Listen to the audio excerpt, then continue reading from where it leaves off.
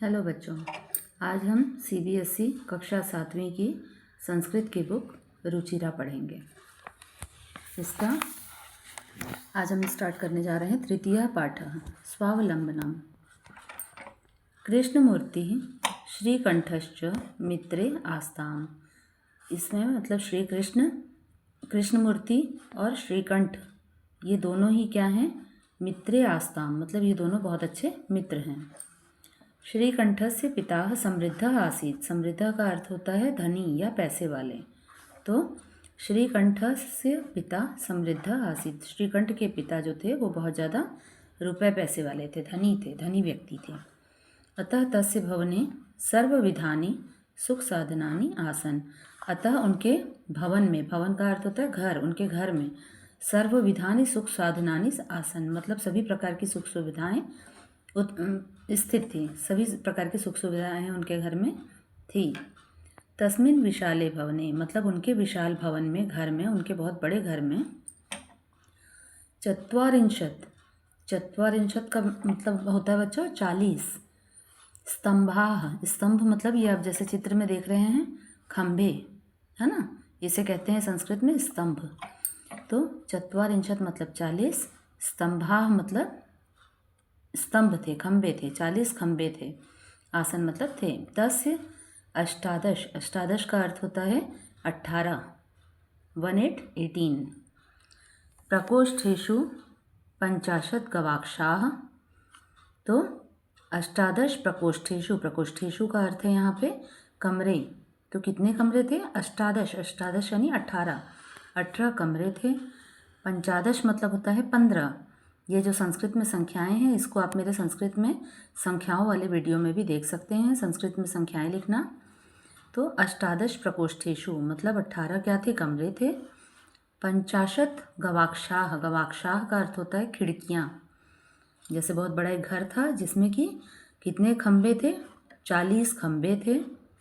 तस्य अष्टादश प्रकोष्ठेषु मतलब 18 प्रकोष्ठ मतलब कमरे थे। 50 गवाक्षाः, और जिसमें 50 का अर्थ होता है 50, गवाक्षाः मतलब खिड़कियाँ, 50 क्या थी? खिड़कियाँ थी। चतुश्चत्वारिंशत् द्वाराणि, चतुष मतलब 4 और चत्वारिंशत् मतलब 40, तो 40 और 4 44, 44। द्वाराणि मतलब द्वार थे, दरवाजे थे, मतलब कुल कितने दरवाजे थे? चतुश्चत्वारिंशत् मतलब 44 दरवाजे थे। षट्त्रिंशत्, यहाँ पर षट का मतलब होता है 6 और त्रिंशत् का मतलब होता है 30, तो 36। विद्युत व्यजनानी, विद्युत व्यजनानी पंखों को बोला जाता है, जो पंखे होते हैं ना, सीलिंग फैन जो हवा देते हैं हमको। तो षट्त्रिंशत् मतलब 36 क्या थे उनके घर में? विद्युत व्यजनानी यानी विद्युत से चलने वाले पंखे थे। जो आसन, ये सभी चीज़ें उनके घर में थी। ये किसकी बात की जा रही है? श्रीकंठस्य। श्रीकंठ का घर इस प्रकार का था, बहुत बड़ा, वो पैसे वाला था, है ना, पैसे वाले घर का था। फिर तत्र 10 सेवकाः निरंतरम कार्यम कुर्वन्ति स्म। तत्र मतलब वहाँ, 10 यानी 10, सेवकाः मतलब सेवक या नौकर, निरंतर उसके घर में कार्यम कुर्वन्ति स्म यानी कार्य करते रहते थे, लगातार काम कर रहे थे उनके घर में। परम कृष्णमूर्ते माता पिता च निर्धनौ कृषक दंपति। अब यहाँ पे जो उसका मित्र था, कौन था उसका मित्र? श्रीकंठ का मित्र कौन? श्रीकंठ का मित्र कौन था? कृष्णमूर्ति। तो यहाँ अब उसकी बात की जा रही है।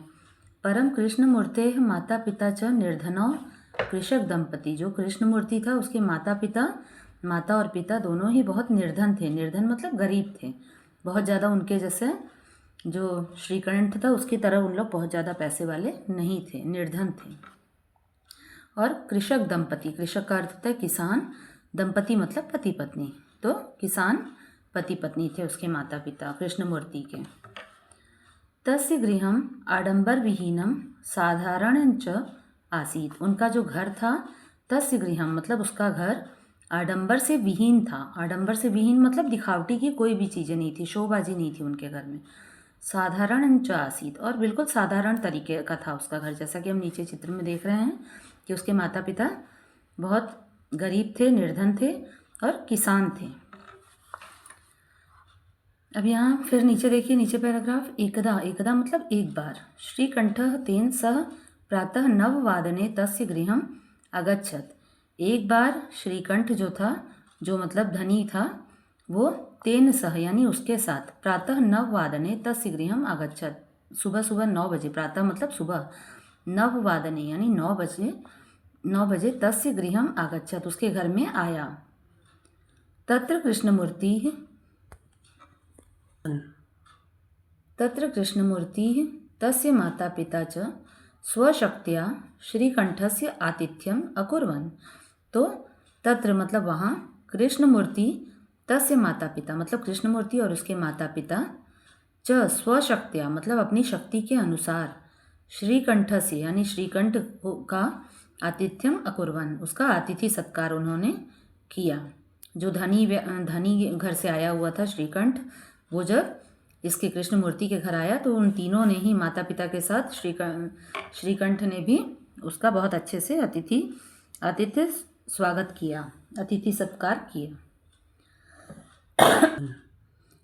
एतद् दृष्ट्वा मतलब यह देखकर, श्रीकंठः अकथयत्, यह देखकर जब उसके माता पिता और जो कृष्णमूर्ति था उन तीनों ने ही उसका आतिथ्य और स्वागत सत्कार किया, तो यह देखकर जो श्रीकंठ था, जो बैठा हुआ दो मित्र है, वो क्या बोल रहा है, अकथयत्, उसने कहा, मित्र अहम भवताम सत्कारेण संतुष्टो अस्मि, मतलब मित्र मैं तुम्हारे स्वागत से मैं बहुत ज़्यादा संतुष्ट हो गया। केवलम इदमेव मम दुखम यत् तव गृहे एको अपि भृत्यः नास्ति, मतलब मुझे केवल इस बात का दुख है, वो क्या बोल रहे हैं, मुझे केवल इस बात का दुख है, यत् तव गृहे कि तुम्हारे घर में, एको अपि मतलब एक भी, अपि का अर्थ होता है भी, एको अपि भृत्यः, भृत्य मतलब सेवक या नौकर, नास्ति एक भी तुम्हारे घर में नौकर या सेवक नहीं है।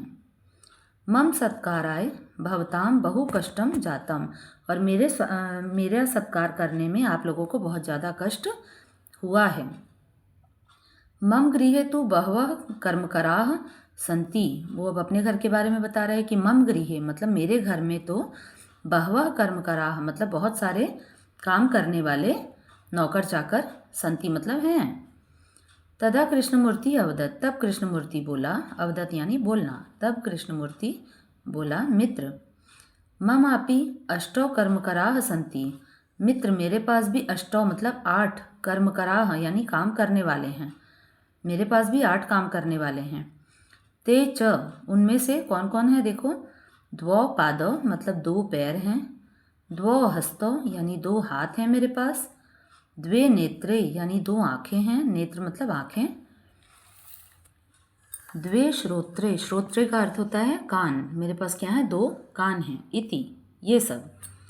एते प्रतिक्षणम मम सहायकाः, ये सब प्रतिक्षण हर समय मेरी सहायता करते हैं, ये सब मेरे हर समय सहायक हैं।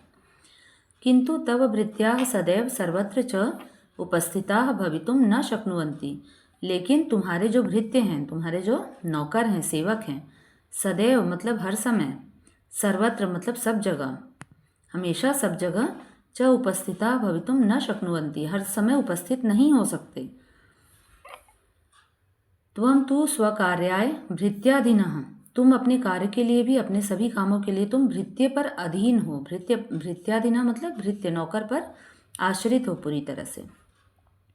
यदा यदा ते अनुपस्थिताः तदा तदा त्वं कष्टम अनुभवसि, अब ये क्या बोल रहे हैं, यदा यदा ते अनुपस्थिताः जब जब वे अनुपस्थित होते हैं, नहीं आते हैं तुम्हारे घर में, तदा तदा त्वं कष्टम अनुभवसि तब तब तुम कष्ट का अनुभव करते हो। स्वावलंबने तु सर्वदा सुखमेव, स्वावलंबन मतलब अपने हाथों से कार्य करना, अपने ऊपर मतलब किसी पर आश्रित ना होना, अपने आप से सब काम करना, तो सर्वदा सुखमेव, तो अपने आप सारा काम करना हमेशा सुखकारी होता है, वो ऐसे लोगों को हमेशा सुख की प्राप्ति होती है। न कदापि कष्टम भवति, और कभी भी कष्ट नहीं होता, किसी भी प्रकार का दुख उन्हें नहीं होता। श्रीकंठ अवदत्, तब श्रीकंठ बोला, मित्र तब वचनानी श्रुत्वा मतलब मित्र तुम्हारे, तब यानी तुम्हारे, वचनानी मतलब बातों को, श्रुत्वा मतलब सुनकर, मित्र तुम्हारी बातों को सुनकर, मम मनसी मतलब मेरे मन में, महती प्रसन्नता जाता मेरे मन में बहुत अधिक प्रसन्नता हुई। अधुना अहमपि स्वकार्याणि स्वयमेव कर्तुम इच्छामि, अधुना मतलब इस समय, अहमपि मैं भी, स्वकार्याणि मतलब अपने कार्यों को, स्वयमेव कर्तुम इच्छामि अपने सभी कामों को अपने आप करने की इच्छा करता हूँ। अब मैं सभी काम अपने आप से ही करूँगा, किसी पर आश्रित नहीं रहूँगा। भवतु 12:30 वादनमिदम, अभी मतलब अब क्या बोल रहा है वो, 12:30, द्वादश मतलब होता है 12 और सार्ध मतलब 30 मिनट, 30 मिनट, तो 12:30, 12:30 बज गए हैं। सांप्रतम गृहम चलामी, अब मैं घर चलता हूँ। तो ये बच्चों हमारा पाठ था, तृतीय पाठ है स्वावलंबनम। अब इसको एक बार मैं शॉर्टकट में बता दे रही हूँ कि कृष्णमूर्ति और श्रीकंठ दोनों बहुत अच्छे मित्र थे, जिसमें से श्रीकंठ जो श्रीकंठ था उसके पिता जो बहुत ज़्यादा समृद्ध थे, समृद्ध का मतलब बहुत ज़्यादा धनी व्यक्ति थे, रुपए पैसे वाले थे। तो उनका भवन भी कैसा था, उनका घर कैसा था, बहुत ज़्यादा सुख सुविधाओं से युक्त था, बहुत विशाल था। उसमें 18 प्रकोष्ठेषु मतलब 18 कमरे थे। 50 गवाक्षाः मतलब 15 उनके घर में, सॉरी 50 यानी 50 उनके घर में, गवाक्षाः का अर्थ होता है खिड़कियाँ, 50 खिड़कियाँ थी। 44 मतलब 44 उनके घर में दरवाजे थे। 33 यानी 36 उनके घर में विद्युत व्यजनानी मतलब पंखे थे। तो इस प्रकार से वो बहुत ज़्यादा क्या था, अमीर था। तत्र 10 सेवकाः निरंतरम कार्यम कुर्वन्ति, और 10 सेवक 10 नौकर जो थे उसके घर में हमेशा काम करते रहते थे। लेकिन कृष्णमूर्ति के माता पिता कैसे थे, बहुत निर्धन थे, गरीब थे और कृषक दंपति थे, वो एक किसान पति पत्नी थे। तस्य गृहम आडंबर विहीनम साधारण च आसीत, मतलब उनका घर बिल्कुल आडंबर से, दिखावे से विहीन था और बिल्कुल साधारण सा घर था। तब एक बार श्रीकंठ उनके घर जाता है और बैठता है, तो उन लोग पूरे पति पत्नी और बेटा जो है तीनों के तीनों मिलकर उसका अतिथि स्वागत सत्कार करते हैं। तो जो श्रीकंठ है वो क्या बोलता है, मैं बहुत ज़्यादा तुम्हारे अतिथि सत्कार से मैं खुश हुआ आप लोगों के, लेकिन मुझे एक बात का दुख है कि आपके घर में एक भी भृत्य नास्ति मतलब एक भी नौकर नहीं है। तो वो क्या बोलता है, मेरे पास 8 नौकर हैं। जो मित्र है ना कृष्णमूर्ति, ये बोल रहा है कि नहीं मेरे पास 8 नौकर हैं। कौन कौन है मेरे 8 नौकर, जिसमें से 2 पैर हैं, 2 पादव मतलब 2 पैर हैं, 2 हस्तौ मतलब 2 हाथ हैं, 2 नेत्र यानी 2 नेत्र हैं, आँखें हैं, 2 श्रोत्रे यानी 2 कान हैं, इति ये सब मेरे क्या हैं, भृत्य हैं, नौकर हैं। फिर वो आगे बोलता है कि ये सब मेरी हर समय सहायता करते हैं। तो आपके नौकर तो कई बार आपके घर में नहीं भी आते हैं, अनुपस्थित भी हो जाते हैं, लेकिन ये हमेशा ही उपस्थित रहते हैं मेरे पास, हर कार्यों के लिए ये हमेशा उपस्थित रहते हैं। फिर जब आपके नौकर नहीं आते हैं, अनुपस्थित होते हैं, तब आपको कष्ट का अनुभव होता है, और इसीलिए स्वावलंबन से सभी कार्य, जो स्वावलंबी व्यक्ति होते हैं, जो अपने आप से सभी कार्यों को करते हैं, वो हमेशा सुख में ही रहते हैं, उनको कभी भी किसी प्रकार का कष्ट या दुख नहीं होता। तो इस प्रकार से सुनकर श्रीकंठ भी बोलता है कि आपकी बातों को सुनकर, वचनानि श्रुत्वा मम मनसि महती प्रसन्नता जाता, मेरे मन में बहुत अधिक प्रसन्नता हुई। अधुना अहमपि स्वकार्याणि स्वयमेव कर्तुम इच्छामि, अब मैं भी अपने कार्यों को स्वयं करने की इच्छा करता हूँ, अब मैं सभी काम अपने खुद से करूँगा। भवतु 12:30 वादनमिदं सांप्रतम गृहम चलामी, अब 12:30 बज गए हैं, अब मैं भी अपने घर चलता हूँ। एक बार बच्चे इसके शब्दार्थ देख लेते हैं।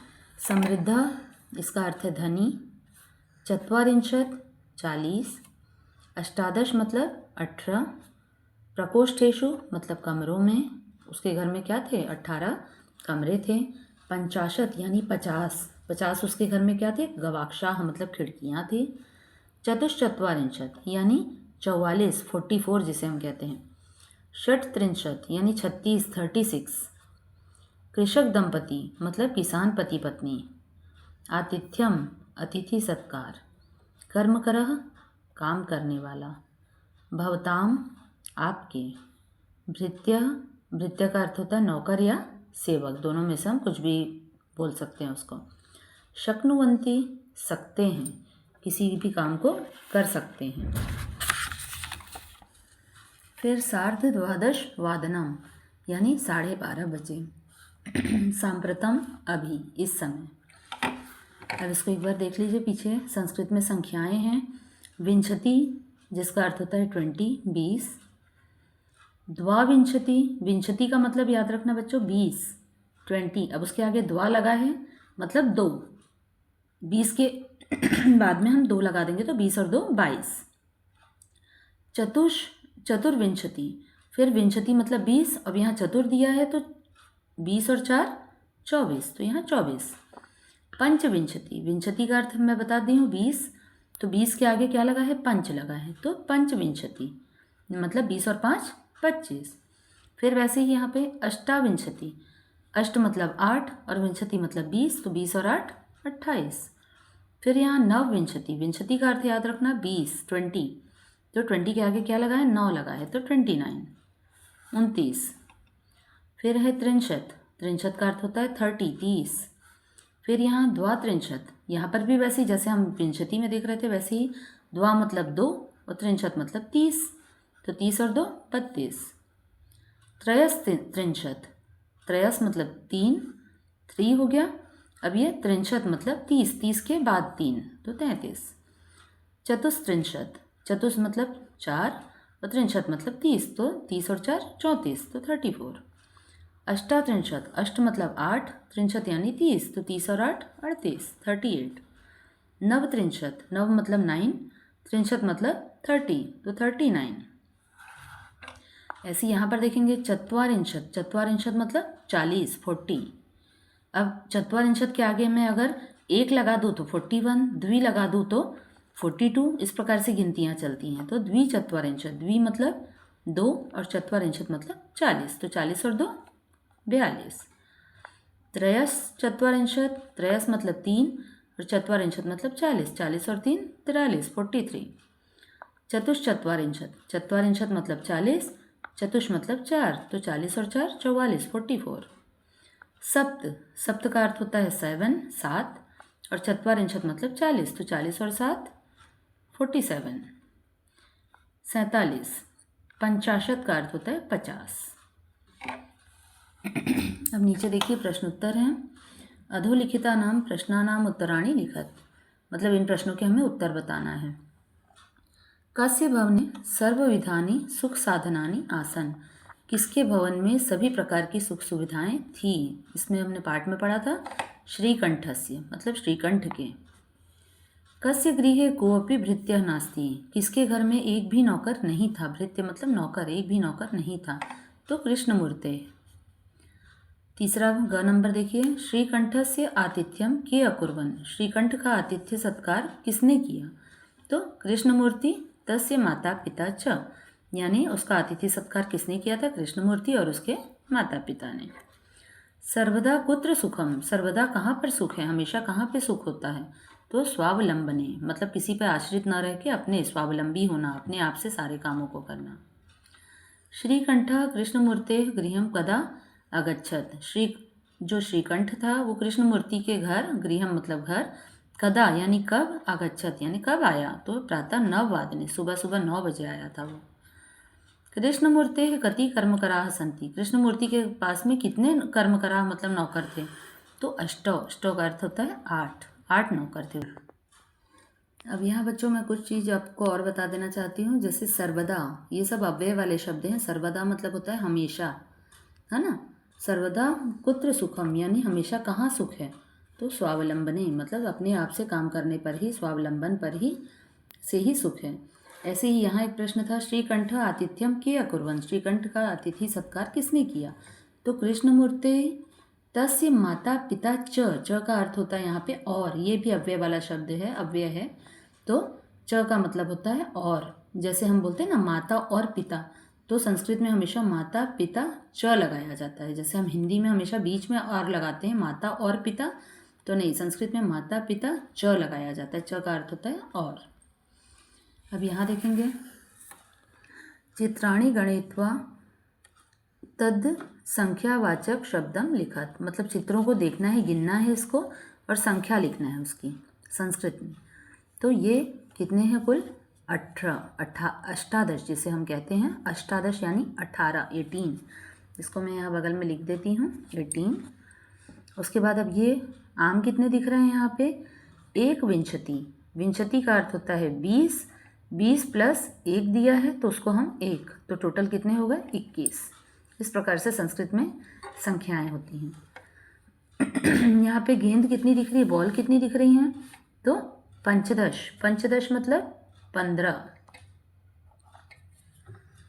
फिर ये क्या है, मोमबत्ती।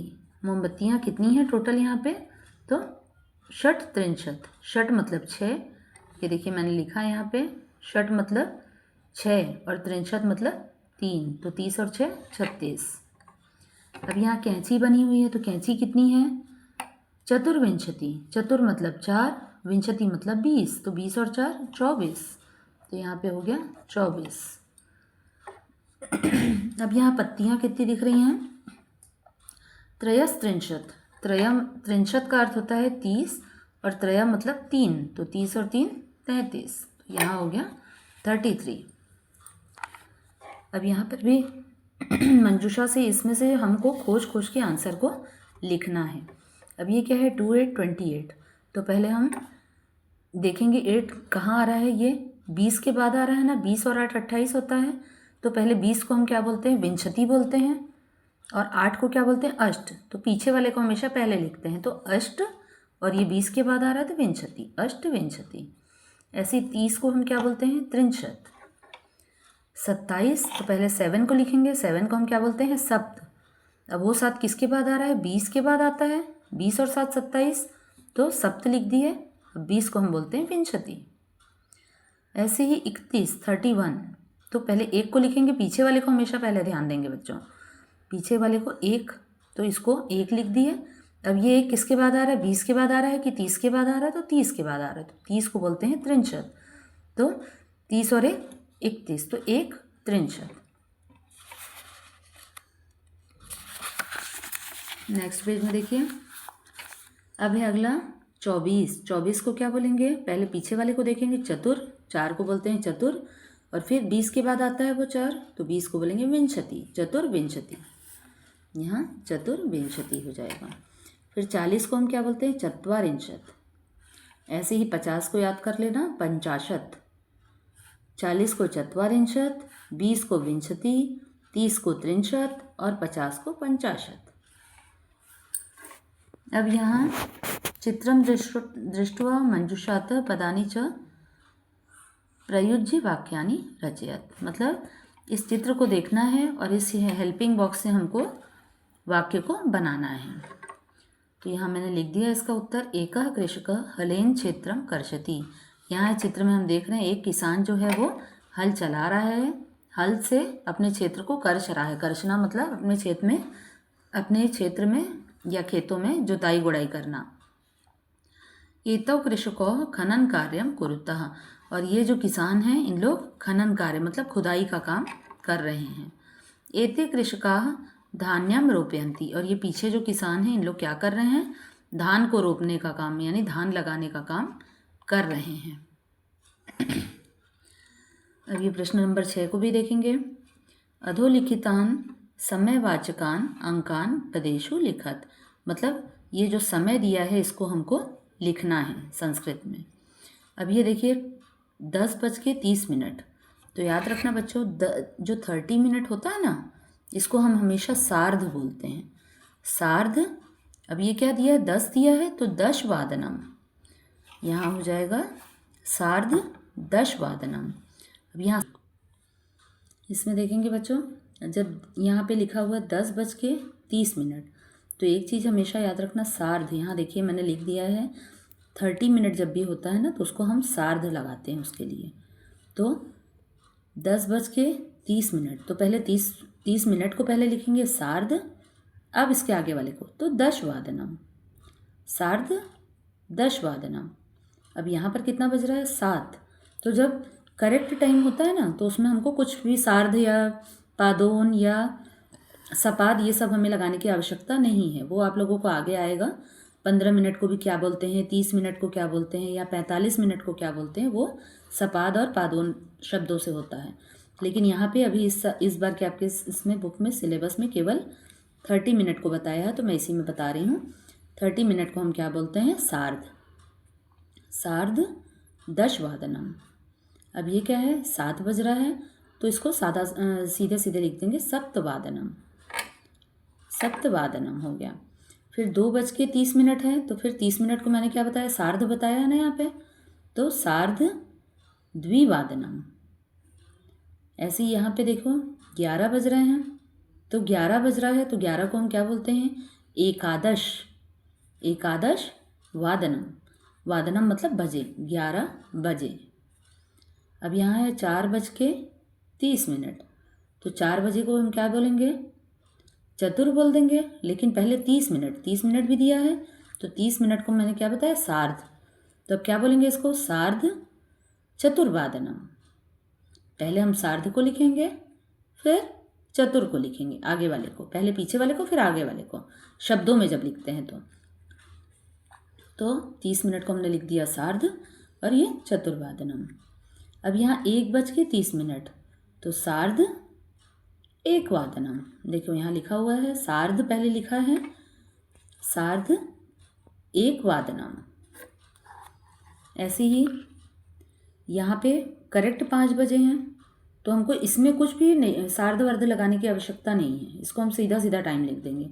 5:00 लिखा है ना, मतलब 5 बज रहे हैं, तो 5 को हम क्या बोलते हैं, पंचवादनम। ऐसे ही 3:30, देखो अब यहाँ 30 मिनट आ गया, तो 30 मिनट के लिए फिर हम क्या लिखेंगे, सार्ध, है ना, सार्ध लिखे पहले।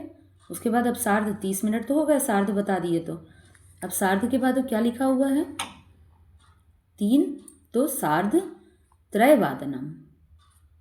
फिर 9 बज रहे हैं, तो अब यहाँ पे कोई सार्ध वर्ध लगाने की आवश्यकता नहीं, क्योंकि करेक्ट 9 बजा है, कोई भी मिनट नहीं दिया है, तो करेक्ट 9 बज रहा है, करेक्ट टाइम हो रहा, अगर हो रहा है तो हम क्या बोलेंगे, नववादनम। सीधा सीधा उसको लिख देंगे। जैसे यहाँ 5 बज रहा था तो हमने पंचवादनम किया, 9 बज रहा है तो हम यहाँ नववादनम करेंगे। देखिए यहाँ पर भी 7 बज रहे थे, तो हमने सीधा सीधा उसमें कुछ नहीं सार्ध वर्ध लगाए, सीधा सप्तवादनम। ठीक है, ऐसे ही अगर करेक्ट टाइम होता रहता, जैसे यहाँ 11 बज रहे हैं तो एकादशवादनम, वैसे ही यहाँ पर 9 बज रहा है तो हमने क्या लिखा, नववादनम। फिर यहाँ 12:30 बज रहा है, 12:30, तो फिर पहले 30 मिनट के लिए अब लिखना पड़ेगा हमको, सार्ध लगाना पड़ेगा, तो सार्ध, अब ये 12 को क्या बोलते हैं, द्वादशवादनम। सार्ध अब यहाँ पे द्वादश हो जाएगा, द्वादशवादनम। अब यहाँ फिर करेक्ट 8 बज रहा है, इसमें कोई मिनट नहीं है ना, तो अब हम इसको क्या बोलेंगे, अष्टवादनम। इसमें हमको कोई सार्ध की आवश्यकता नहीं पड़ेगी, सार्ध लगाने की, सीधा अष्टवादनम। अब यहाँ 7:30, तो फिर ये 30 मिनट आ गया, तो फिर 30 मिनट के लिए यहाँ देखेंगे सार्ध सप्तवादनम। सार्ध मतलब आधा, 30 मिनट, और सप्त मतलब 7, तो 7:30, तो क्या बोलेंगे, सार्ध सप्तवादनम। अब यहाँ नेक्स्ट पेज पे देखिए, प्रश्न नंबर 7 है, मंजुषातः पदानि चित्वा रिक्त स्थानानि पूरयत। मंजुषा से मतलब इससे चुनकर हमको रिक्त स्थान, खाली स्थान को भरना है, इसमें से खोज के। क नंबर में क्या दिया है, डैश ऋतवः भवन्ति, कितनी ऋतुएं होती हैं, तो कितनी ऋतुएं होती हैं, षड, टोटल 6 ऋतुएं होती हैं, तो यहाँ पे हम षड लिख देंगे। उसके बाद दूसरा ख नंबर, मासाह खालिस्थान या डैश भवंती। मासाह मतलब होता है माह, महीने कितने होते हैं, तो द्वादश मतलब 12 महीने होते हैं। ऋतुएं कितनी होती हैं, 6 ऋतुएं होती हैं। मासाह मतलब महीने, जनवरी फरवरी मार्च अप्रैल देखते हैं ना, तो कितने होते हैं, द्वादश यानी 12। मासाह द्वादश भवन्ति मतलब एक साल में महीने कितने होते हैं, द्वादश यानी 12। यहाँ पे लिखा हुआ है, देखेंगे, द्वादश मतलब 12। एकस्मिन् मासे मतलब एक महीने में, 30 अथवा 31 दिवसाः भवन्ति। 30 मतलब 30 यहाँ दिया हुआ देखो, एक महीने में या तो 30 दिन होते हैं या तो फिर 1/63, कई महीनों में 31 दिन भी होते हैं, 31 डेज भी होते हैं। तो एकस्मिन् मासे, एक महीने में 63 यानी 30 अथवा 1/63 मतलब 31 दिवसाः भवन्ति, दिवस होते हैं। फरवरी मासे, फरवरी महीने में सामान्यतः अष्टविंशति दिनानि भवन्ति। अष्टविंशति मतलब 28, है ना। अष्ट यानी 8 और विंशति मतलब 20, तो 20 + 8 तो कितना हो गया 28। तो अष्टविंशति मतलब 28 दिन। फरवरी मासे सामान्यतः, फरवरी महीने में सामान्यतः अष्टविंशति मतलब 28 दिनानि भवन्ति, 28 दिन होते हैं। मम शरीरे, मेरे शरीर में द्वौ हस्तौ स्तः, मेरे शरीर में दो क्या हैं, हाथ हैं। द्वौ हस्तौ यानी दो हाथ हैं। अब इसके बाद यहाँ पे जो कुछ महीनों के नाम दिए हैं, जैसे चैत्र, वैशाख, ज्येष्ठ, ये भी देखिए 12 हैं, है ना, जो हमने यहाँ पे पढ़े थे। मासाह में 12, तो या तो हम जनवरी फरवरी अंग्रेजी कैलेंडर के हिसाब से बोल देते हैं, लेकिन उसको अगर हिंदी कैलेंडर के हिसाब से हम देखें तो ये चैत्र पहला, चैत्र महीना जो हमारा फरवरी मार्च से स्टार्ट होता है, फिर वैशाख, ज्येष्ठ, आषाढ़, श्रावण, भाद्रपद, उसके बाद अश्विन, कार्तिक, मार्गशीर्ष, पौष, माघ और फाल्गुन, जो कि होली का समय होता है, फाल्गुन। तो इस प्रकार से ये हमारे जो 12 महीने हैं। अब 6 ऋतुएं हमने यहाँ पे लिखा था ना, षट् ऋतवः भवन्ति, 6 ऋतुएं होती हैं। तो ये ऋतुएं कौन कौन सी हैं देखो बच्चों। पहली ऋतु होती है बसंतः, दूसरी होती है ग्रीष्मः, तीसरी है वर्षा ऋतु, फिर चौथी है शरद, शरद मतलब ठंड का समय, फिर पांचवी है हेमंत और छठवीं है शिशिर, शिशिरः। तो इस प्रकार से 6 क्या हैं, हमारी ऋतुएं हो गई हैं, और 12 जो हैं ये महीने हैं हिंदी के। तो एक बार बच्चों मैं आपको फिर से दिखा दे रही हूँ। ये था हमारा शब्दार्थ। अगर आप चाहें तो इसका स्क्रीनशॉट भी ले सकते हैं। तृतीय पाठ स्वावलंबनम का ये हमारा आज पूरा कंप्लीट हो गया चैप्टर, जिसमें से ये हमारा था शब्दार्थ। अब शब्दार्थ के बाद आप चाहें तो इसका स्क्रीनशॉट ले लें। फिर पीछे के प्रश्न उत्तर थे जिसे मैंने इसी में हल कर दिया है।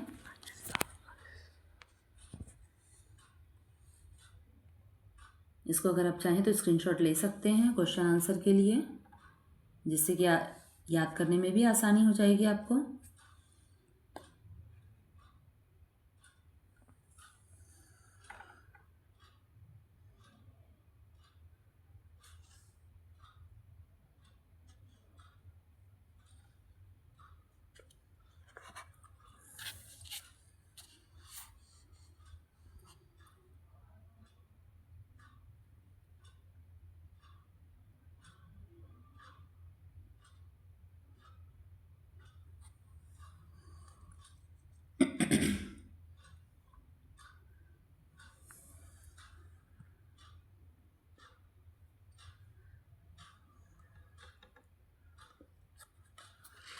धन्यवाद बच्चों। अगर मेरा चैनल अच्छा लगा तो चैनल को प्लीज़ सब्सक्राइब करें और लाइक